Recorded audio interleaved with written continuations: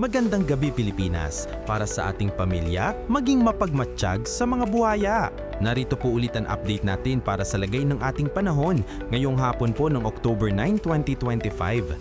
Sa ngayon po ay patuloy pa rin ang pag-ihip ng amihan sa may extreme northern Luzon at northern part ng northern Luzon, habang may daloy po ng southwesterly wind flow diyan sa may Palawan, Visayas at Mindanao. At may dalawang bagyo pa rin sa labas ng PAR, ngunit hindi na po banta ang mga yan dito sa ating bansa. At sa ating long-range forecast, wala pa naman pong bagyo na nakikita na tatawid dito sa ating kalupaan for the next 5 to 7 days o hanggang sa susunod kadalawang linggo ay posible po na storm-free tayo.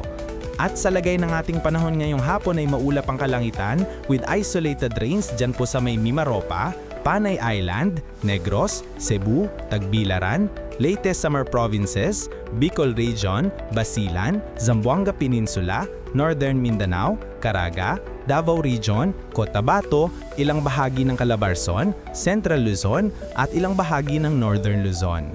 At mamayang gabi po may mga isolated rains pa rin sa ilang bahagi ng ating bansa, lalo na dyan sa may Mimaropa, Kabisayaan, Bicol Region, ilang bahagi ng Central Luzon, Metro Manila at ilang bahagi ng Mindanao. Kailangan mag-ingat pa rin tayo dahil posible pa rin ang mga banta po ng mga pagbaha at pagguho ng lupa. Samantala naman po sa ating mga baybayin, wala naman po tayong nakataas na anumang gale warning signals, pero iba yung pag-iingat lamang po kung papalaot tayo para po mas makaiwas sa mga sakunang pangkaragatan.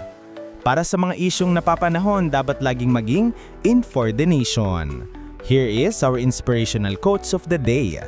Hindi sa porma o ayos ng pananamit nagiging gwapo ang isang lalaki, kundi kung paano niya itrato ng maayos ang isang babae.